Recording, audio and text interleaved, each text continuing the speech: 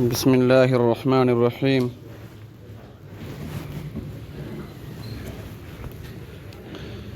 الحمد لله رب العالمين والصلاة والسلام على رسوله الكريم، أما بعد. أعوذ بالله من الشيطان الرجيم. بسم الله الرحمن الرحيم. والشمس تجري لمستقر لها ذلك تقدير العزيز العليم.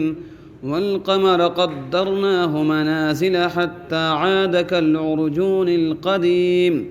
لا الشمس ينبغي لها أن تدرك القمر ولا الليل سابق النهار وكل في فلك يسبحون. وآية لهم أنا حملنا ذريتهم في الفلك المشحون وخلقنا لهم من مثله ما يركبون. وإن نشأ نغرقهم فلا صريخ لهم ولا هم ينقذون إلا رحمة منا ومتاعا إلى حين. صدق اللہ العظیم. بھائی مل کے بیٹھے، آگے بڑھ جائیں. قرآن کا احترام یہ ہے کہ ہم ایک دم مل کے بیٹھیں اور قریب قریب بیٹھیں. اس رمضان کی آج یہ آخری تفسیر ہے، انشاءاللہ آئندہ. بسم اللہ الرحمن الرحیم. بات شروع ہوئی تھی گزشتہ حبیب نجار کے واقعے سے، اور بات ختم ہوئی تھی کہ اللہ رب العزت دوبارہ زندہ کرنے پر قادر ہیں، اور اس کی علامت یہ ہے، نشانی یہ ہے کہ اللہ تعالی مردہ زمین کو زندہ کر دیتے ہیں. اسی مردہ زمین سے غلے اور پودے اور سبزیاں اور پھل نکلتے ہیں. وہ اللہ جو ان چیزوں کو ہمیں عطا کرتا ہے وہ ہمیں دوبارہ زندہ کرنے پر قادر ہے. اس کے بعد اللہ تعالیٰ کی کچھ اور نشانیوں کا تذکرہ ہوا کہ رات اللہ کی نشانی ہے. جب اللہ تعالیٰ دن کو کھینچ لیتا ہے تو تاریکی چھا جاتی ہے. تو گویا دنیا کا نظام اصل تاریکی ہے. اللہ تعالیٰ سورج کی روشنی پیدا کرتا ہے تو روشنی پیدا ہوتی ہے، سورج چھپ جائے تو پھر تاریکی ہو جاتی ہے. آج ہے بسم اللہ الرحمن الرحیم. والشمس تجری لمستقر لہا. اور سورج اپنے ٹھکانے کی طرف چلا جا رہا ہے. ذالک تقدیر العزیز العلیم. یہ متعین کرنا ایک ایسے کامل اور علیم کی طرف سے ہے جس کا علم کامل اور جس کا اقتدار کامل ہے. والقمر قدرناہ منازل. اور چاند ہم نے اس کے منزلوں کو متعین کر دیا ہے. حتی عاد کالعرجون القدیم. یہاں تک کہ وہ جب چل کر لوٹ کر آتا ہے تو کھجور کے سکھے ہوئے ٹہنی کی طرح ہو جاتا ہے. پہلی آیت میں اللہ تعالیٰ نے سورج کے بارے میں کہا کہ والشمس تجری لمستقر لہا. اللہ تعالیٰ نے ہر چیز کا ایک لمٹ طے کر دیا ہے، ایک محور، ایک ٹھکانہ بنا دیا ہے کہ سورج کو یہاں سے چلنا ہے اور وہاں جا کر رک جانا ہے. اگر وہ اپنے مدار سے ہٹ جائے تو پوری دنیا کا نظام تہس نہس ہو جائے، پوری دنیا جل کر خاک ہو جائے. اللہ نے جو طے کر دیا اس کا ٹھکانہ وہ وہیں تک جا کر رک جاتا ہے. ذالک تقدیر العزیز العلیم. اللہ تعالیٰ کا اقتدار بھی کامل اور اللہ تعالیٰ کا علم بھی کامل. اللہ تعالیٰ نے اپنی قدرت سے اور اپنے علم سے اس کے لیے مدار طے کر دیا ہے، اور اللہ تعالیٰ اپنے اسی علم اور قدرت میں کامل ہیں. والقمر قدرناہ منازل. اور تحقیق کے چاند ہم نے اس کی بھی منزلیں طے کر دی ہیں. ایسا نہیں ہے کہ چاند کی جگہ پہ سورج چل دے اور سورج کی جگہ پہ چاند چل دے. ایک مطلب یہ ہے. دوسرا مطلب یہ ہے ایسا نہیں ہو سکتا کہ رات کو سورج نکل جائے اور دن کو چاند نکل جائے. کیوں؟ اللہ تعالیٰ نے سورج کے لیے متعین کیا ہے کہ اسے دن کو نکلنا ہے، رات کے لیے متعین کیا ہے کہ اسے چاند کے لیے کہ اسے رات میں نکلنا ہے، اسی وقت میں نکل سکتا ہے. آج پوری دنیا کے اندر سورج اور چاند یہ دو ایسی چیزیں ہیں جو اس پر بڑے بڑے ریسرچر نے ریسرچ کیا، سائنٹسٹوں نے، اور ایک لمبی اس پر تحقیق ہے وہ لوگوں کی کہ اللہ تعالیٰ نے جو اس کو بنایا تو اس کے چلنے کا نظام کیا ہوتا ہے. آپ ایک آسان بھاشا میں سمجھیے، فلائٹس جو اڑتے ہیں پوری دنیا میں، ہوائی جہاز جو اڑتے ہیں، پرواز کرتے ہیں، اس کا بھی ایک لمٹ طے ہوتا ہے. وہ اسی رڈار پر اس کو جانا ہے جس رڈار پہ اس کو ڈالا گیا ہے. اپنے رڈار سے ہٹے تو آپس میں ٹکرا کر ختم اور تباہ ہو جاتے ہیں. لیکن اللہ تعالیٰ کا جو نظام بنایا ہوا ہے، اللہ اپنی قدرت میں کامل، اللہ اپنے علم میں کامل، لیکن انسان اپنے علم میں بھی کچا، اپنے قدرت میں بھی کچا. اس لیے انسان کے بنائے ہوئے نظام میں آئے دن گڑبڑی پیدا ہوتا ہے اور درہم برہم ہوتا رہتا ہے. لیکن اللہ نے جو نظام بنا دیا ہے اس نظام میں کوئی گڑبڑی ہو ہی نہیں سکتی ہے. اگر ہو جائے تو پوری دنیا ہی ختم ہو جائے. کہتے ہیں حتی عاد کالعرجون القدیم، یہاں تک کہ وہ چاند جب لوٹ کر آتا ہے تو ہو جاتا ہے کھجور کے سوکھے ہوئے ٹہنی کے مانند. کھجور کا سکھا ہوا ڈالی دیکھے آپ لوگ، جو اس کا پتا جس میں لگا ہوتا ہے وہ ڈالی بالکل پتلا سا ہو جاتا ہے اور ٹیڑھا ہو جاتا ہے. چاند نکلتا ہے، پھر 14ویں کا چاند ہوتا ہے، پھر 2 دن چھپتا ہے، پھر نکلنا شروع کرتا ہے. جو مہینہ مکمل ہوتا ہے اور چاند جب نکلتا ہے تو کیا ہوتا ہے؟ بالکل باریک ہوتا ہے. اسی کو اللہ بتا رہے ہیں کہ وہ کیا ہوتا ہے؟ بالکل کھجور کے ٹہنی کے مانند بالکل باریک ہو کر نکلتا ہے. وَكُلٌّ فِي فَلَكٍ يَسْبَحُونَ، سبح کے مناتے ہیں تیرنا. ان میں سے ہر ایک کیا ہو رہا ہے؟ اپنے رڈار میں چل رہا ہے. وَآيَةٌ لَهُمْ أَنَّا حَمَلْنَا ذُرِّيَّتَهُمْ فِي الْفُلْكِ الْمَشْحُونِ، اور ان کے لیے یعنی اہل عرب مخاطب ہیں، پوری دنیا کے انسان مخاطب ہیں ضمناً. تو اللہ کہتے ہیں وَآيَةٌ لَهُمْ، اور ان کے لیے نشانی ہے اس بات میں بھی کہ انا حملنا ذریتہم فی الفلک المشحون، کہ ہم نے ان کو بھرے ہوئے کشتی میں سوار کیا. وخلقنا لهم من مثلہ ما یرکبون، اور ہم نے اسی جیسی ایسی سواریاں بھی پیدا کی جس پہ وہ سوار ہوتے ہیں. کیا مطلب؟ ایک مطلب تو اس کا یہ ہے کہ کشتی گویا یہ دنیا ایک کشتی کے مانند ہے. تو حضرت نوح علیہ السلام کے زمانے میں جو سیلاب آیا تھا تو ایک کشتی اللہ نے حکم دی بنانے کی، اسی کشتی میں سب سوار ہوئے. ایک مراد وہ ہے. دوسرا یہ ہے کہ اہل عرب جو ہیں اپنے نوجوانوں کو وہ بھیجتے تھے ملک شام سفر کے لیے، تجارت کے لیے. تو وہ لوگ جو جاتے تھے تو وہ لوگ کیا ہے؟ اونٹوں پہ سوار ہوتے یا اس جیسے سواریوں پہ سوار ہوتے. تو اسی کو اللہ نے کہا کہ ہم نے ان کو سوار کیا اور ایک ملک سے دوسرے ملک جانے کا نظام بنایا. دریا سے جائیں تو کشتی پہ سوار ہوں، خشکی سے جائیں تو اونٹ پہ سوار ہوں.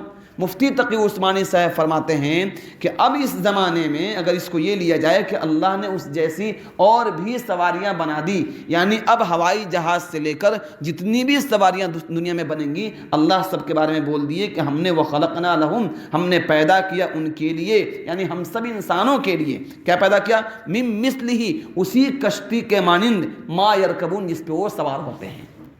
یعنی قیامت تک آنے والے انسان جو ایجاد کریں گے، جو چیزوں کو بنائیں گے، وہ سب کے بارے میں اللہ نے کہہ دیا کہ ان لوگوں نے جو کچھ بنایا یا بنائیں گے یہ سب اسی سواری کے مانند ہے. اونٹ اس لیے کہا کہ اونٹ جو ہے عرب والے کیا کہتے ہیں؟ اونٹ کو یہ ریگستان کا جہاز بولتے ہیں، ریگستان کا جہاز بولتے ہیں. تو جیسے کشتی پانی پہ تیرتی ہے اسی طرح یہ کیا ہے؟ اونٹ جو ہے ریگستان میں تیز چلتے ہیں، اس لیے اس کو وہاں تعبیر کر دیا. وَإِن نَّشَأْ نُغْرِقْهُمْ فَلَا صَرِيخَ لَهُمْ وَلَا هُمْ يُنْقَذُونَ. اب اللہ کہتے ہیں کہ تم سمندر کے سینے کو چیر کر، اس کے سینے کو پھاڑ کر ایک ملک سے دوسرے ملک جاتے ہو، اپنے بھاری بھرکم سامان لاد کر ایک ملک سے دوسرے ملک پہنچاتے ہو. وَإِن نَّشَأْ نُغْرِقْهُمْ، اگر ہم چاہیں تو ہم ان کو غرق کر دے، ڈبا دے اس میں. ہم چاہے تو ان کو ڈبو دیں، یعنی اس پانی کی طاقت نہیں ہے کہ تم کو تمہارے بوجھ کو اٹھا لے، ہم نے اس کو حکم دیا ہے کہ تمہارے کشتی کو اس پر چلائے، تو تمہاری کشتی چل رہی ہے، جس دن ہم اس حکم دے دے پانی کو تو پانی تم کو نگل لے گا اور کوئی تم کو بچا نہیں سکتا ہے۔ چنانچہ دنیا میں دیکھا گیا ایک جہاز امریکہ کا ڈوب گیا، کیا نام تھا اس کا؟ ٹائٹینک، ہے نا، بہت مشہور، جس کے بنانے والوں کا چیلنج تھا کہ نہ یہ ٹوٹ سکتا ہے نہ یہ ڈوب سکتا ہے۔ کیا چیلنج تھا؟ نہ ٹوٹ سکتا ہے نہ ڈوب سکتا ہے۔ فرسٹ بار جب وہ چلا تو اللہ تعالیٰ نے اپنی قدرت کا مظاہرہ کیا اور بس ایک برف کا سل ٹکرایا اور 2 ٹکڑا ہو کر زمین کے تہ میں چلا گیا، کوئی بھی اس سے، جو لوگ سوار تھے کچھ شاید بچے تھے اور باقی سب اسی میں غرق ہو کر ختم ہو گئے۔ تو اللہ تعالیٰ یہ کہہ رہے ہیں کہ یہ سواریاں جو چل رہی ہیں، روڈ پہ چلے چاہے ہواؤں میں اڑے چاہے سمندر پہ چلے، یہ سب ہمارے قدرت کے اندر ہے۔ تم اگر ہم سے متعلق ہو تو ہم اس کو چلائیں گے اور عافیت سے تم کو پہنچائیں گے۔ جب تمہارے اندر غرور اور تکبر پیدا ہوگا کہ ہم کچھ کر رہے ہیں تو پھر سمجھ لو تمہارا بیڑا غرق ہونے والا ہے، جیسا کہ ہم نے نوح علیہ السلام کے بیٹے کو، نوح علیہ السلام کا ایک بیٹا تھا، انہوں نے دعوت دی، میرے بیٹے اس کشتی پہ سوار ہو جاؤ کیونکہ اللہ کا عذاب آنے والا ہے ورنہ تم ڈوب جاؤ گے۔ تو بیٹا کیا کہتا ہے؟ سآوی الی الجبل یعصمنی من الماء۔ ابا آپ کیا بات کرتے ہیں، جب سیلاب آئے گا تو میں پہاڑ پہ چڑھ جاؤں گا اور مجھے پانی سے بچا لے گا پہاڑ۔ اللہ تعالیٰ نے کیا کہا؟ لا عاصم اليوم من امر اللہ، آج اللہ کے حکم سے کوئی کسی کو بچا نہیں سکتا ہے۔ اللہ کا جو عذاب ہے، اللہ کی جو پکڑ ہے وہ پکڑ اس انداز سے ہے کہ اب تم کو کوئی بچا نہیں سکتا ہے۔ چنانچہ کیا ہوا؟ ان کا بیٹا غرق ہو گیا اور جو لوگ نافرمان تھے سب کے سب ڈوب کر ختم ہو گئے۔ وہی حالت کیا ہے قیامت تک کے انسانوں کے لیے ہے کہ جو انسان بھی اللہ کی نافرمانی کرے گا اللہ کا عذاب اسے پکڑے گا اور کوئی اس کو بچا نہیں سکتا ہے۔ وَإِن نَّشَأْ نُغْرِقْهُمْ، اگر ہم چاہیں تو ان کو غرق کر دیں اسی کشتی کے ساتھ، فَلَا صَرِيخَ لَهُمْ، تو کوئی ان کا چیخ سننے والا نہ ہو، کوئی ان کی چیخ کو سننے والا، کوئی ان کا پرسان حال نہ ہو۔ دیکھا گیا کہ بہت سارے ایسے واقعات پیش آئے کہ لوگ جو ہے اپنی مدد کے لیے چلاتے رہے، کوئی ان کو بچا نہیں سکا۔ جب اللہ کی پکڑ آتی ہے، اِنَّ أَخْذَهُ عَلِيمٌ شَدِيدٌ، اللہ کی پکڑ بڑی سخت ہے، کوئی بچا نہیں سکتا اللہ کی پکڑ سے۔ فلا صریخ لہم ولا هم ينقذون، اور نہ وہ بچائے جا سکتے ہیں، اللہ جس کو چاہے وہیں بچے۔ الا رحمتا منا ومتاعا الی حین، مگر یہ کہ اللہ کی رحمت ہو جائے تو اللہ بچا دے، ومتاعا الی حین، اور ایک متعین مدت تک اللہ نے مہلت دی ہے، زندگی ہم کو دی ہے اور زندگی میں اللہ نے مہلت دی ہے۔ ابھی میں کل ایک واقعہ پڑھ رہا تھا، بہت عجیب و غریب واقعہ پڑھا۔ عرب کے اندر عبداللہ نامی ایک شخص، عبداللہ غالباً نام تھا، بالکل ہٹا کٹا نوجوان، اور طاقت کا عالم یہ تھا کہ اپنے جیسے 4 نوجوان کو اکیلے دیکھ لیتا تھا۔ وہ بہت ماہر تھا، اچھے گھر کا تھا، بڑا چنچل مزاج اور بہت طاقت پہ اس کو اپنا یہ تھا۔ اچانک کیا ہوا، اپنے دوستوں کے ساتھ وہ گیا سمندر میں تیراکی کے لیے، تو پل پر سے اس نے چھلانگ لگائی، ان بیلنس ہوا اور اس کی گردن ٹوٹ گئی، 32 سال بغیر حرکت کے زندہ رہا۔ کتنا سال؟ 32 سال اپنے بستر پہ پڑا رہا، اس سے اٹھ نہیں سکتا تھا، ابھی اس کا انتقال ہوا۔ میرے بھائیوں، یہ اللہ تعالیٰ کی قدرت کا مظہر ہے۔ اللہ تعالیٰ جب پکڑنے پہ آتے ہیں یا اللہ تعالیٰ کسی کو کچھ سزا دینا چاہتے ہیں یا آزمائش میں ڈالنا چاہتے ہیں تو بس ایک بہانہ ہوتا ہے اور معاملہ بگڑ جاتا ہے۔ اس لیے اپنی جوانی، اپنے طاقت اور اپنے پیسے پر کبھی بھی تکبر نہیں ہونی چاہیے۔ انسان کو ہمیشہ اپنے خدا کا خوف ہونا چاہیے، زبان بہت قابو میں ہونی چاہیے۔ کسی کو انسان تکلیف دے دیتا ہے اور ظلم کر دیتا ہے، اس ظلم کی سزا بعد میں اسے ملتی ہے، اس کو احساس تک نہیں ہوتا ہے۔ ایک واقعہ لکھا ہے کہ ایک مچھوارا تھا، وہ مچھلی مارتا، اپنے بچوں کی پرورش کرتا تھا۔ ایک روز مچھلی مارا، بڑی اچھی مچھلی ملی اس کو، بڑا خوش تھا۔ ایک آدمی آیا، کہا کہ مچھلی مجھے دو۔ اس نے کہا بھائی ایک ہی مچھلی ملی، میں اپنے گھر لے جانا چاہتا ہوں۔ اس نے زبردستی مچھلی اسے چھین لی۔ جب مچھلی چھینا تو اس کی مچھلی کا ایک کانٹا اس کے انگلی میں لگ گیا۔ بات ختم، آیا بات چلا گیا، لے گیا مچھلی بنایا، کھایا پیا، بات ختم ہو گئی۔ کچھ دنوں کے بعد اس کے انگلی میں زخم شروع ہوا۔ زخم شروع ہوا، درد بہت زیادہ، ڈاکٹر کہیں گے، ڈاکٹر نے کہا کہ بھائی تم کو ایسا مرض ہے کاٹنا پڑے گا، نہیں کاٹو گے تو پھر یہ ٹھیک نہیں ہوگا، انگلی کٹوا دی اس نے۔ پھر کچھ دنوں کے بعد پھر زخم اور بڑھنے لگا، ہاتھ میں شروع ہو گیا، پھر ڈاکٹر سے ملا، ڈاکٹر نے کہا کہ یہاں سے تمہارا ہاتھ کاٹنا پڑے گا ورنہ پوری جسم میں پھیل جائے گا تمہارا انفیکشن، وہاں سے ہاتھ کاٹ دیا۔ پھر اس کے بعد پھر زخم شروع ہو گیا، کچھ دن کے بعد پھر گیا، کہا کہ یہاں سے کاٹنا پڑے گا، پھر وہاں سے بھی کاٹ دیا۔ پھر شروع ہو گیا زخم اس کا، اب کہا کہ یہاں سے کاٹنا پڑے گا۔ اب وہ بہت رویا، بہت پریشان ہوا کہ آخر معاملہ کیا ہے، معاملہ کیا ہے، بہت غور کیا تو اس کو یاد آیا کہ شاید لگتا ہے کہ اس مچھلی والے کے پر جو ظلم کیا اس کی آہ لگ گئی ہم کو۔ وہ بھاگ کر گیا اور اسے قدموں میں گر گیا، معافی چاہی اس سے۔ تو اس نے کہا کہ بھائی میں تو کچھ نہیں کہا، میں اپنی بات بس اپنے اللہ سے کہہ دیا، اور کس سے کہوں گا، ہم تو کمزور تھے، تم طاقتور تھے۔ تو میرے بھائیوں، یہ اللہ تعالیٰ مظلوموں کی بد دعا کو بہت جلدی سنتے ہیں، اس لیے کسی پر ظلم نہیں کرنا چاہیے کبھی بھی، نہ زبان سے نہ اپنے ہاتھ سے، اگر کبھی ہو جائے تو فوراً سے معافی مانگ لینا چاہیے آدمی کو۔ بہرحال بات یہ چل رہی تھی کہ اگر اللہ تعالیٰ پکڑے تو کوئی اسے بچا نہیں سکتا ہے۔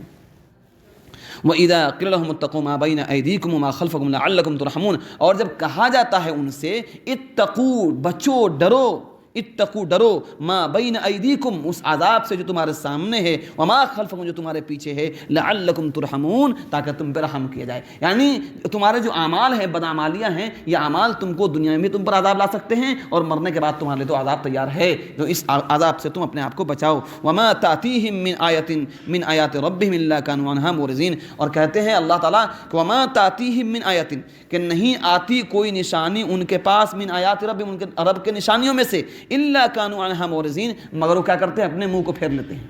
جب اللہ تعالیٰ کوئی حکم نازل کرتے ہیں تو اپنے منہ کو پھیر لیتے ہیں۔ دیکھیے یہ کس کو کہا جا رہا ہے، کس کو؟ عرب والے کو۔ تو کیا خالی عرب والے کو، ہم کو نہیں کہا جا رہا ہے کیا؟ آج اگر ہم کو اللہ کہتے ہیں نماز پڑھو، حکم ہے، ہم نماز نہیں پڑھتے، ہم بھی تو اللہ کے حکم سے منہ موڑ رہے ہیں۔ اللہ ہم حکم دیے کہ زکوٰۃ نکالو، زکوٰۃ نہیں نکالتے، اللہ نے مال دیا، ہم حکم سے منہ موڑ رہے ہیں۔ اللہ نے کہا روزہ رکھو، اللہ کیا ہم حکم سے منہ موڑ رہے ہیں؟ تو یہ بھی یہ قیامت تک انسانوں کے لیے کہہ دیا گیا کہ جب جب حکم آئے اور منہ اعراض کر لیں تو یہ کیا ہے، اللہ تعالیٰ سے پکڑ آئے گی۔ لیکن اصل مخاطب وہ ہیں جو ایمان والے نہیں ہیں، لیکن ضمناً ہم بھی ہیں کہ ہم بھی اگر اللہ کے حکم کو نہیں مانتے تو ہم بھی اعراض کرنے والے میں شامل ہو جائیں گے۔ اب اعراض دو طرح سے، ایک ہے کہ اس کو مانیں گے ہی نہیں تو ایمان ہی ختم، ایک ہے کہ سستی سے نہیں مان رہے ہیں تو اللہ تعالیٰ اس کو پکڑ کرے گا، اس کی گرفت کرے گا اور سزا دے گا اس میں۔ وَإِذَا قِيلَ لَهُمْ أَنفِقُوا مِمَّا رَزَقَكُمُ اللَّهُ، اور جب کہا جاتا ہے ان سے کہ خرچ کرو اس مال سے، مِمَّا رَزَقَكُمُ اللَّهُ، جو اللہ نے تم کو روزی عطا فرمایا۔ قَالَ الَّذِينَ كَفَرُوا، تو کفار کہتے ہیں، لِلَّذِينَ آمَنُوا، ایمان والوں سے، أَنُطْعِمُ، کیا ہم کھلائیں، مَن لَّوْ يَشَاءُ اللَّهُ أَطْعَمَ، کہ اگر اللہ چاہے تو ان کو کھلا دے۔ یہ اس کے بارے میں مفسرین کہتے ہیں کہ جب مالداروں کو کہا جاتا ہے کہ تم اپنے مال میں سے غریبوں کو، مسکینوں کو، بیواؤں کو، بے بسوں کو دو، تو یہ جو ایمان والے نہیں ہو کیا کہتے ہیں، اچھا ہم ان کو کھلائیں، ارے اللہ کو مانتے، اللہ کیوں نہیں کھلاتا ان کو، اللہ ہی ان کو اس سے بہتر کھلا سکتا ہے، ہم کیوں نہیں، مذاق اڑاتے ہیں۔ لیکن یہ کفار کہتے ہیں آج ہمارے پاس بھی اللہ نے دولت دیا ہے، دولت اپنے ہاتھ کی کمائی نہیں ہوتی ہے، یہ بات یاد رکھیے، دولت اپنے ہاتھ کی کمائی نہیں ہوتی ہے، دولت اپنے محنت اور اپنے عقل سے نہیں آتی ہے، اللہ تعالیٰ نے تقدیر میں لکھ دیے ہیں، وہ آپ محنت کریں گے یا نہیں کریں گے اتنا ملنا ہے۔ ہاں حکم ہے کہ سب کو محنت کرنا ہے، یہ نہیں کہ ہاں تانے بیٹھ جائیے، لیکن آپ ایک آدمی بہت محنت کرتا ہے، اس کے مقدر میں نہیں ملتا اس کو، کچھ لوگ محنت کرتے ہیں ان کو مل جاتا ہے، تو اس کا مطلب ہے کہ اللہ کی یہ تقسیم ہے۔ اچھا اس بارے میں عجیب ایک آیت ہے قرآن کریم میں، نحن نرزقہم وإیاکم، اللہ تعالیٰ ان کو کھلاتے ہیں پھر تم کو کھلاتے ہیں۔ یہاں پر سوال یہ کہ ان سے مراد کون ہے؟ بعض مفسرین کہتے ہیں کہ اس سے مطلب یہ ہے کہ ہم غریبوں کو کھلاتے ہیں پھر تم کو کھلاتے ہیں، مطلب یہ ہے کہ ہم غریبوں کی وجہ سے تمہیں مال دیتے ہیں، ہم مسکینوں، بیواؤں اور بے بسوں کی وجہ سے تم کو مال دیتے ہیں۔ اب تمہاری آزمائش ہے کہ ہم نے جو تم کو مال دیا ان پہ خرچ کر کے اللہ کے امتحان میں کامیاب ہوتے ہو، یا تم خرچ نہ کر کے اپنے آپ کو تکبر کر کے ہلاک ہوتے ہو، یہ تمہارے اوپر ہے۔ مال اللہ کا دیا ہوا ہے۔ ایک واقعہ سناتا لیکن ٹائم پھر مسئلہ ہو جائے گا، پھر آخر میں سنا دیں گے، تھوڑا سا بچے کا ٹائم انشاءاللہ، کل تو جانا ہی ہے، تھوڑا سا 2 منٹ اور لیٹ ہو جائے۔ بہرحال تو اللہ کہتے ہیں قیل لہم انفقوا مما رزقکم اللہ، اور جب کہا جاتا ان سے کہ تم خرچ کرو اس کو جو اللہ نے تم کو روزی دیا ہے، قال الذین کفروا، تو کفار کہتے ہیں للذین آمنوا، ایمان والوں سے، انطعم من لو یشاء اللہ طعاما، ہم اس کو کھلائیں کہ اگر اللہ چاہے تو ان کو کھلا دیتا، ان انتم فی ضلال مبین، او کفار مومن کو کیا کہتے ہیں؟ تم لوگ بڑی گمراہی میں ہو۔ وَيَقُولُونَ مَتَى هَذَا الْوَعْدُ إِن كُنتُمْ صَادِقِينَ، اور اتنے نڈر تھے وہ کہتے تھے ارے بھائی مسلمانوں، تم کہتے ہو قیامت آئے گا، تو کہاں ہے قیامت؟ قیامت کہاں ہے؟ تمہارے رب کا وعدہ جو ہے وہ کہاں ہے؟ آتا کیوں نہیں قیامت؟ اللہ کہتے ہیں ما ينظرون الا صیحۃ واحدہ، بس وہ انتظار کر رہے ہیں ایک چیخ کی، ما ينظرون، وہ انتظار کر رہے ہیں بس الا صیحۃ، ایک چیخ کی، واحدہ، ایک چیخ کی، تاخذہم وہم یخصمون، وہ ابھی حجت کرتے رہیں گے کہ ان کو آ کر پکڑ لے گا، یعنی ان کو احساس بھی نہیں ہوگا، اور اللہ تعالیٰ حکم دیں گے اسرافیل علیہ السلام کو، وہ سور پھونکیں گے اور پوری دنیا تہس ناس ہو جائے گی، یہ آسمان ٹوٹ پڑیں گے، یہ پہاڑ جو ہمالیہ آپ کو چوٹی دکھ رہی ہے، یہ بالکل ہمالیہ کے چوٹی ایسے اڑیں گے جیسے روئی کے گالے اڑتے ہیں اور بالو اور ریت اڑتا ہے، اللہ پوری دنیا کو تہس ناس کر دیں گے۔ اللہ کہتے ہیں بس ایک آواز کی بس دیری ہے، فلا یستطیعون صیحۃ توصیۃ، فلا یستطیعون توصیۃ، سو یہ لوگ اتنی بھی ان کو مہلت نہیں ملے گی، اتنی بھی طاقت نہیں ہوگی کہ وصیت کر دیں اپنے بچوں کو، ولا الی اہلہم یرجعون، نہ اپنے گھر والوں کے پاس لوٹ کر آ سکیں گے۔ یہ صرف ان کو نہیں کہا گیا ہے، یہ تمام انسانوں کو کہا جا رہا ہے کہ جب موت آئے گی، موت انسان پر آتی ہے تو اس کو دو تمنا ہوتی ہے، انسان جب مرنے لگتا ہے تو دو تمنا بہت اس کی ہوتی ہے، ایک ہوتا ہے کہ بھئی وطن میں اپنے ہوتا، اپنے گھر پہ ہوتا، اور دوسرا یہ کہ اپنے گھر والے کو کچھ کہہ لیتا۔ اللہ کہتے ہیں لا یستطیعون توصیہ، کہ تم ایک بات بولنے کی بھی استطاعت نہیں رکھو گے، ولا الی اہلہم یرجعون، نہ اپنے گھر والوں کے پاس لوٹنے کی تم کو طاقت ہوگی۔ چنانچہ لکھا ہے کہ سکندر اعظم کا نام سنے نا، کیا بولتے اس کو؟ الیگزینڈر بولتے نا، سکندر اعظم، جس نے دنیا کو فتح کیا اور صرف 32 سال کی عمر میں اس نے پوری دنیا میں تہلکہ مچا دیا، آدھی دنیا میں اس نے حکومت قائم کر دی، لیکن اس کو ایک مچھر کاٹا، اس کو ڈینگو ہوا، بعض لوگ کہتے ہیں اس کو ڈینگو بخار ہوا، اور ادھر میں ہندوستان سائڈ میں ہی کہیں تھا، تو جب اس کو موت دکھا تو اس نے کہا کہ کوئی ہے جو میری پوری بادشاہت اور سلطنت لے لے اور مجھے میرے گھر تک پہنچا دے، میں اپنے گھر مرنا چاہتا ہوں۔ لیکن کیا ہوا؟ اس کی یہ تمنا پوری نہیں ہوئی، جس نے انسانوں کے لاشوں پہ سفر کر کے پوری دنیا پہ حکومت قائم کر دیا تھا اور سمجھ رہا تھا کہ مجھ سے بڑا کوئی نہیں ہے، اس کو اللہ نے صرف 32 سال کی عمر میں اس دنیا سے اس کو اٹھایا، اور اتنی طاقت نہیں تھی کہ اپنے گھر لوٹ جائے۔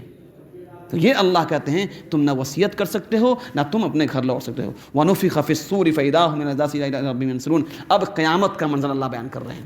ایک تو قیامت ہوگا جب مریں گے سب، اور دوسرا قیامت کا ہوگا سب اٹھیں گے۔ اللہ کہتے ہیں وَنُفِخَ فِي الصُّورِ، اور سنگھا میں پھونک مارا جائے گا، یعنی سور پھونکا جائے گا، فَإِذَا هُمْ مِنَ الْأَجْدَاثِ إِلَىٰ رَبِّهِمْ يَنْسِلُونَ، تو کیا ہوگا؟ اچانک سب اپنے قبروں سے اٹھیں گے اور تیزی کے ساتھ اپنے رب کے پاس دوڑ کے چلیں گے۔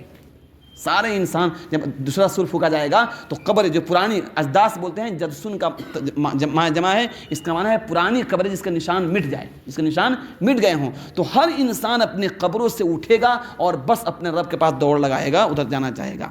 قالوا، وہ کہیں گے یا ویلنا من بعثنا من مرقدنا، وہ کہیں گے ہائے افسوس، ارے کون ہے جو ہم کو اٹھا دیا ہمارے قبروں سے، کون ہے جو ہمارے مرقد، ہمارے سونے اور ٹھانے سے کس نے اٹھا دیا؟ ھذا ما وعد الرحمن، اللہ کہہ رہے ہیں سنو، تم کہتے ہیں نا بھائی وعدہ کہاں ہے قیامت کا، ھذا ما وعد الرحمن وصدق المرسلون، یہ وہی وعدہ ہے جس کا رحمان نے تم سے وعدہ کیا تھا اور پیغمبروں نے سچ کہا تھا کہ قیامت آنے والی ہے، قیامت آ گئی، اب چلو اپنے رب کے حضور اور پیشی دو، آج تمہارے اعمال کا حساب ہوگا۔ ان کان الا صیحۃ واحدہ، ایک ہی چیخ ہوگی، ان کانت الا صیحۃ واحدہ، ایک ہی چیخ ہوگی، فاذا ہم جمیع لدینا محضرون، پھر کیا ہوگا کہ تم سب کے سب، کیا جنات، کیا انسان، کیا مخلوق، کوئی مخلوق جس کو حکم ہوگا، سب کے سب کیا ہو جائیں گے؟ ایک آواز پہ جمع ہو جائیں گے میدان محشر میں۔ فَالْيَوْمَ لَا تُظْلَمُ نَفْسٌ شَيْئًا، سو آج کسی پر ایک ذرہ ظلم نہیں کیا جائے گا۔ اللہ کے ہاں ظلم نہیں کیا جائے گا. وَلَا تُجْزَوْنَ إِلَّا مَا كُنْتُمْ تَعْمَلُونَ, ہاں تم کو بس تمہارے اعمال کا بدلہ دیا جائے گا. جیسے جیسے اعمال ہم کریں گے اسی کے حساب سے ہمیں بدلہ وہاں ملے گا. اچھے اعمال کریں گے جنت کی نعمتیں ہوں گی, برے اعمال کریں گے تو پھر جہنم کی وادی ہوگی. اللہ کہتے ہیں ان اصحاب الجنہ. بھائی بات ختم کر دیتا لیکن جنت کی بات آ رہی ہے اس لیے تھوڑا جنت پڑھا کے اور بات ختم کر دیں, جہنم نہیں پڑھائیں گے, اس امید سے کہ اللہ تعالیٰ ہم لوگوں کو جنت دے. پھر ٹائم بھی زیادہ ہو گیا, پھر جہنم جا کے کلکتہ والوں کو پڑھا دیں گے انشاءاللہ. خیر بات کیا چل رہی تھی؟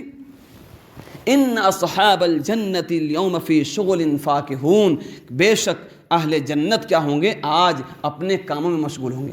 اچھا جنتی کون سا کام کریں گے بھائی؟ کھیت جوتیں گے, نہ ہل چلائیں گے, نہ گاڑی بنائیں گے, نہ کیا کریں گے, نہ اے سی بنائیں گے, نہ فریج بنائیں گے, کیا بنائیں گے؟ یہ کیا کام ہوگا وہاں پر؟ جا بھائی عیش ہوگا بھائی. دیکھیے حاجی صاحب ماشاء اللہ پہلے سے دماغ بٹھائے ہوئے ہیں ایک دم انشاءاللہ. بھائی کیا ہوگا بھائی؟ اہل جنت کون سا کام کریں گے جنت میں؟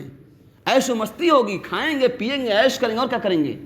اب وہاں نہ نماز پڑھنی ہے, نہ عبادت کرنی ہے, نہ قرآن پڑھنا ہے, نہ کچھ کرنا ہے, نہ روزہ رکھنا ہے, نہ کچھ کرنا ہے. بھائی کھاؤ پیو سو مستی کرو, جاؤ جہاں گھومنا ہے گھومو, بیوٹی پارلر میں جاؤ, روز چہرے بدلو, وہاں پہ بازار لگے گا بالکل جنت میں.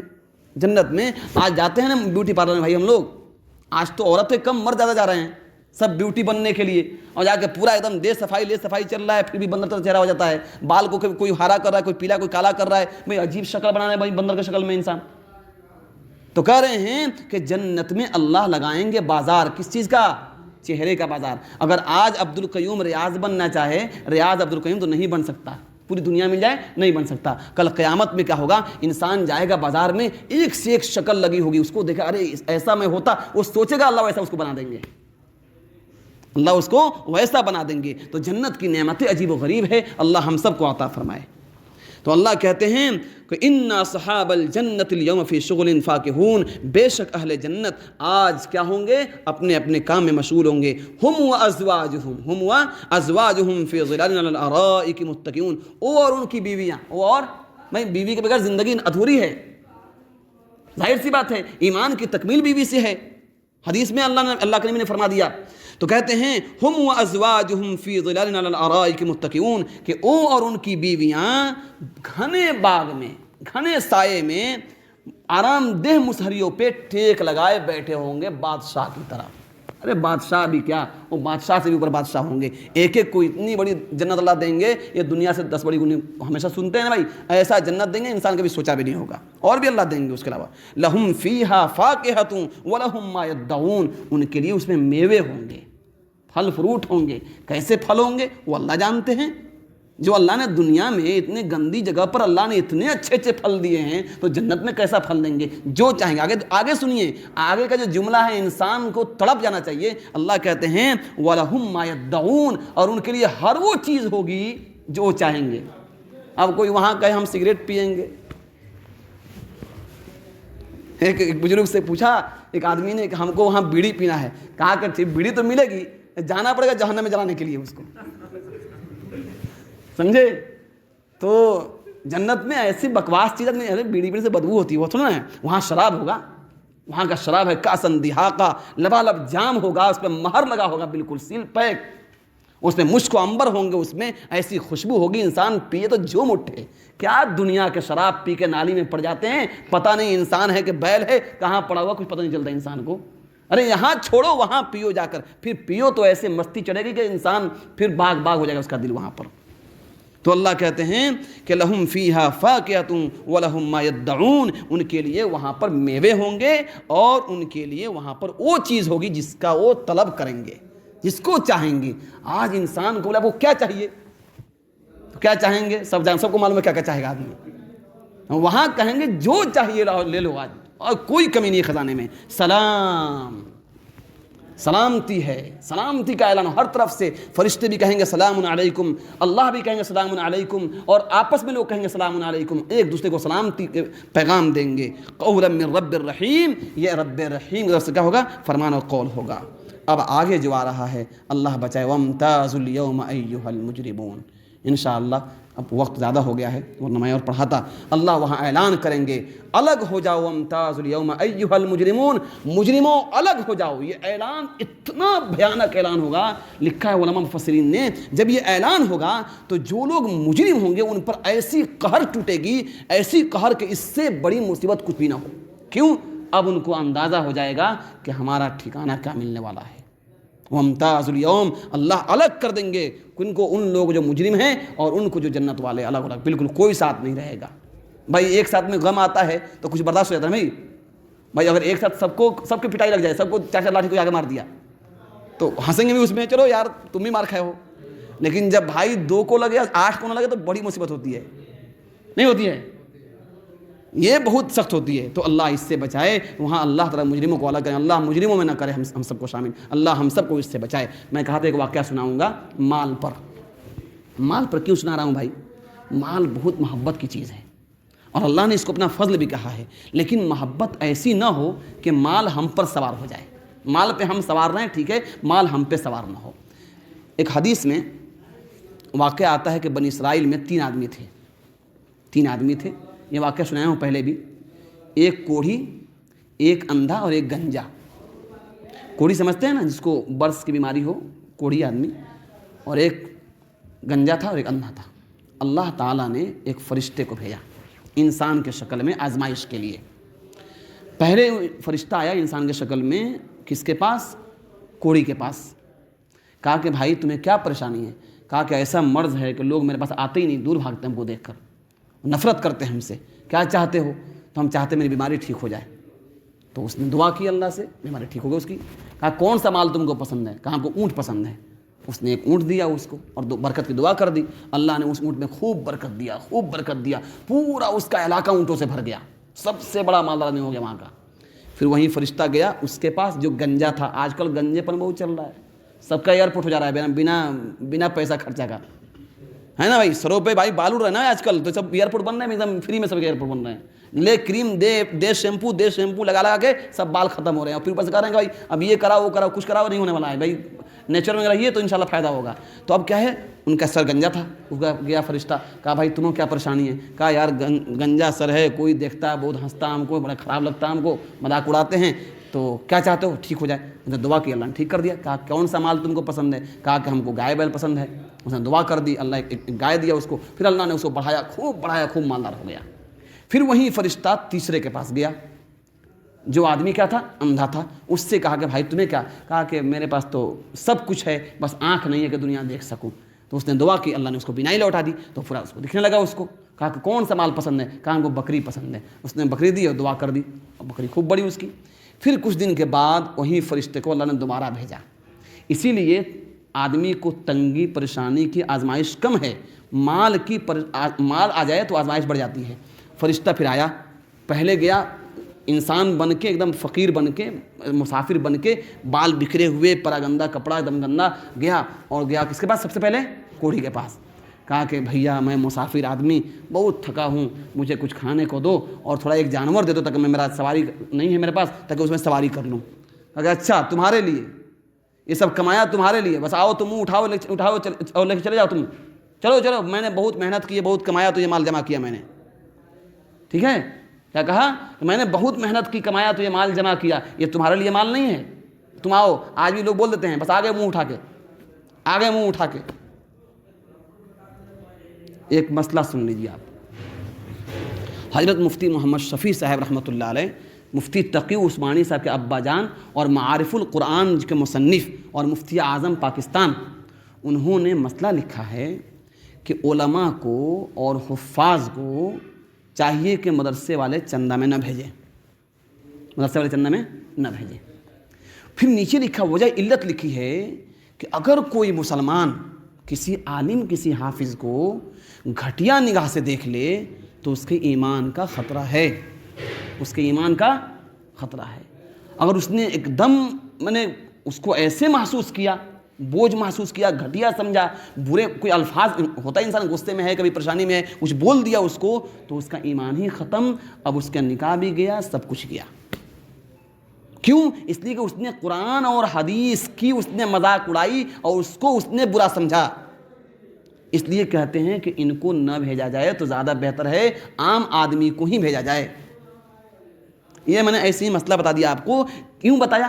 تاکہ آپ کے ذہن میں یہ بات رہے، کوئی آئے تو اس کو آپ دیں نہ دیں، کم سے کم طریقے سے بات کریں، ایک اللہ کے نبی علیہ السلام کے مدرسے کا ایک خدمت گزار سمجھ کے اس سے اچھا برتاؤ کیجئے۔ پتہ نہیں کس کی نگاہ کہاں لگ جائے اور کیا مسئلہ ٹیڑھا ہو جائے۔ دینا ہی ضروری نہیں، اللہ دیا ہے تو دیجیے، نہیں دیا تو اچھی سے بات کر لیجیے اس سے۔ بہرحال تو بات یہ چل رہی تھی، تو کیا ہوا؟ کہا کہ اچھا تمہارا سب محنت سے کمایا ہوا ہے، چلو ٹھیک ہے، جیسے تم تھے ویسے بن جاؤ۔ اتنا بولنا تھا کہ فوراً اس کا جسم پھر پورا کوڑ والا ہو گیا، اب پورے اس کے جو اونٹ تھے سب مر گئے، جہاں تھا پھر وہیں چلا گیا۔ پھر وہیں فرشتہ انسان کے جسم کہاں آیا؟ کس کے پاس؟ گنجے کے پاس، ہے نا؟ اس کے پاس آ کر بولا کہ بھیا میں مسافر آدمی، ہمیں کچھ کھانے کا انتظام کرو اور کچھ جانور دو تاکہ ہم جو ہے سواری کر سکیں۔ اس نے کہا اچھا میرے باپ دادا نے اتنا محنت سب جمع کیا، تمہارے لیے رکھا ہوں کیا؟ تم آگے بس چل دیے، تم لے کے تم چلو، کچھ نہیں ملے گا تم کو۔ اچھا تمہارے باپ دادا جمع کیے سب کو؟ کہا کہ ہاں بالکل، انہوں نے محنت کی، کمائی انہوں نے، اب جمع کیا، میں نے عقل سے ان سب کمایا۔ کہا اچھا ٹھیک ہے، تو جیسا تھا ویسا ہو جاؤ تم، بس سر کا بال اڑا اور پھر مال سب مرے، پھر جیسا تھا ویسی ہو گیا۔ تیسرے نمبر پہ گیا اندھے کے پاس، جو اندھا تھا پہلے، کہا کہ بھائی میں مسافر آدمی، مجھے کچھ کھانے کو دو اور سواری کا انتظام کر دو۔ تو اس نے کہا کہ بھائی دیکھو میرے پاس تو کچھ بھی نہیں تھا، میں تو اندھا تھا، کچھ دکھتا ہے، میرے اللہ نے سب کچھ مجھے دیا ہے، یہ جتنا مال تم کو چاہیے جو چاہیے اس میں سے لے لو۔ اس نے کہا کہ میں انسان نہیں ہوں، میں اللہ کا بھیجا ہوا فرشتہ ہوں، میں تمہاری آزمائش کے لیے آیا تھا، تمہارے 2 ساتھی امتحان میں فیل ہو کر پہلی شکل میں لوٹ گئے، میں دعا کرتا ہوں کہ اللہ تم کو اور بڑھائے اور ترقی ہو۔ میرے بھائیوں یہ بات ذہن میں رکھیے کہ مال کسی اور وجہ سے ہم کو اللہ دے رہے ہیں، اس میں سے اوروں کا بھی حق ہے، تو غریبوں، محتاجوں، بیواؤں، اپنے پڑوسیوں کا بھی خیال رکھنا چاہیے۔ اللہ تعالی ہم سب کو عمل کی توفیق عطا فرمائے اور جنت والے اعمال کر کے جنت میں مزے کرنے کی توفیق عطا فرمائے۔ فیہا فاکہۃ ولہم فیہا فاکہۃ ولہم ما تدعون، ہے نا، کہ ان کے لیے کیا ہے؟ اس میں میوے ہیں اور جو چاہیں گے وہ ہے۔ ہم لوگ کیا چاہنا ہے سب کو پتہ ہے، انشاءاللہ چاہیں گے جم کے انشاءاللہ، اللہ ہم سب کو وہاں جنت میں پہنچائے۔ ٹھیک ہے، دعا کر لیں بھائی، پھر انشاءاللہ آپ لوگ بھی دعا کریں ہمارے سفر کے لیے، پھر انشاءاللہ پھر ملاقات ہوگی۔ السلام علیکم ورحمۃ اللہ۔ الحمدللہ، اللہم صلی علی محمد النبی الامی وعلی آلہ وسلم تسلیما، رب اغفر ورحم وانت خیر الراحمین، لا الہ الا انت الحلیم الکریم، سبحان اللہ رب العرش العظیم۔ اے اللہ ہم سب کے گناہوں کو، خطاؤں کو معاف فرما، لغزشوں کو معاف فرما۔ اے مولا کریم ہمارے گناہوں کو، خطاؤں کو معاف فرما، لغزشوں کو معاف فرما۔ اے اللہ ہم نے جو کچھ قرآن مقدس کی ترجمہ تفسیر کی ہے، اے اللہ جو کمی کوتاہی اسے معاف فرما دیجیے، اللہ جو گناہ اسے معاف فرما دیجیے۔ اے اللہ اپنے فضل کا، کرم کا معاملہ فرما دیجیے۔ اے مولا کریم آپ کے قرآن کے شان بڑی عظیم ہے، اے اللہ اس کا خدمت کر لینا، اے اللہ اپنے مقدر کا سکندر ہے انسان، اے اللہ کسی کے بس میں نہیں کہ اس کی خدمت کر سکے، آپ ہی اپنے فضل و کرم سے 2 چند لفظ بلوا دیتے ہیں، اے اللہ اسے قبول فرما لیجیے۔ اے اللہ جو مجمع بیٹھا ہے، اے اللہ شروع دن سے یہ لوگ بیٹھ رہے ہیں، ان کے بیٹھنے کو قبول فرما لیجیے۔ اے اللہ تیرے قرآن کی محبت میں بیٹھے ہیں، اے اللہ جو قرآن سے محبت کرتا ہے، اے اللہ اس کو آپ بلندی عطا فرماتے ہیں، اے اللہ ان سب کی زندگیوں میں ترقی عطا فرما دیجیے، سب کی بیماریوں کو دور فرما دیجیے، سب کی پریشانیوں کو دور فرما دیجیے، روزگار کے مسائل کو حل فرما دیجیے، اے اللہ جو بھی مسائل ہیں آپ بہتر جانتے ہیں، اے اللہ سب پر کرم فرما دیجیے۔ اے اللہ یہ مقدس مہینہ اس کے چند ایام چلے گئے ہیں، اے اللہ اس میں جو کوتاہی اسے معاف فرما دیجیے، باقی ایام کو اے اللہ صحیح سے استعمال کرنے کی توفیق عطا فرمائیے۔ اے اللہ ہمارے روزوں کو قبول فرما لیجیے، ہمارے تراویح کو قبول فرما لیجیے، ہماری نمازوں کو قبول فرما لیجیے، ہماری تلاوت کو قبول فرما لیجیے۔ اے اللہ ہم سے دین کی خدمت لے لیجیے، اے اللہ قرآن مقدس کی خدمت لے لیجیے، اے رب ذوالجلال اپنے دین کی، اپنے قرآن کی خدمت لے لیجیے۔ اے اللہ آپ ہی فضل فرما کر خدمت لے سکتے ہیں۔ اے اللہ ہماری نسلوں کو، ہمارے بچوں کو اے اللہ نیک صالح متقی پرہیزگار بنا، قیامت تک ہماری نسلوں کو قرآن مقدس کی خدمت کے لیے قبول فرما دیجیے۔ اے اللہ ہماری بھی بیماریوں کو دور فرما دیجیے۔ اے اللہ ہم سب کو شفاء کاملہ عاجلہ دائمہ مستمرہ عطا فرما، ہمارے بچے بیمار مسلم شفاء کاملہ عاجلہ مستمرہ عطا فرما۔ بہت سے لوگوں نے دعاؤں کے لیے کہا ہے، کہتے ہیں ان کو جائز تمنائیں ہیں، اے اللہ سب کی جائز تمنا کو پورا فرما دیجیے۔ اللہم صلی علی محمد النبی الامی وعلی آلہ وسلم تسلیما، اللہم انا نسألک من خیر محمد صلی اللہ علیہ وسلم ونعوذ بک من شر محمد صلی اللہ علیہ وسلم البلاغ ولا حول ولا قوة الا باللہ العظیم وصلی اللہ تعالی علی خیر خلقہ وصحبہ اجمعین برحمتک یا ارحم الراحمین۔ السلام علیکم ورحمۃ اللہ وبرکاتہ۔